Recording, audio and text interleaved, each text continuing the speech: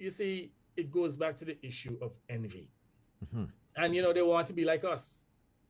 And they're doing all they can to elevate people who are not necessarily deserving of the positions that they would have, or the accolades that they would have conferred upon them. And I'm going to make a controversial statement here, but I strongly believe in it.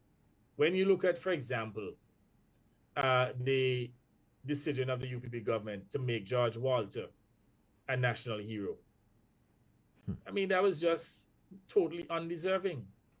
George Walter served for a brief period of time as the General Secretary of the Antigua Trades and Labor Union, This handpicked is by Antigua Sevier. Newsroom. He was given a nice, cushy job. Apparently, he's a fisherman, but because his father had contributed to the union, Sevier gave him a nice little cushy job.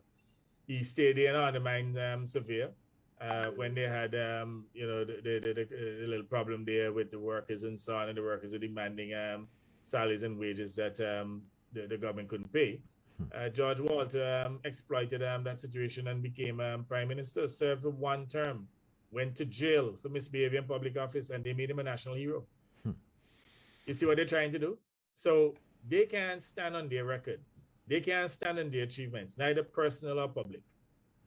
But they want to envy people within the Labour Party whenever we elevate our people who serve and who would have, slaved to build this country. She's also trying to compare the naming of Mount St. John, the Celeste Bird Medical Center.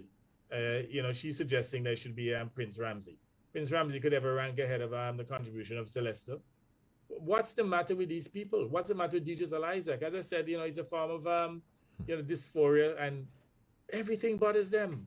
They're just negative. I mean, they want the limelight for everything. They want their acolytes, their associates to be in the limelight, but at the same time, they don't want to work in the limelight, to be in the limelight. They want to create a legacy of success, but at the same time, they want to be celebrated. Typical, lazy, I tell you, aristocratic entitlers, or people looking forward for entitlements. all right. Well, somebody is suggesting that Lovell could be. You can call the landfill Lovell's landfill. Maybe that will. It sounds good. They're saying here on Facebook. Anyway.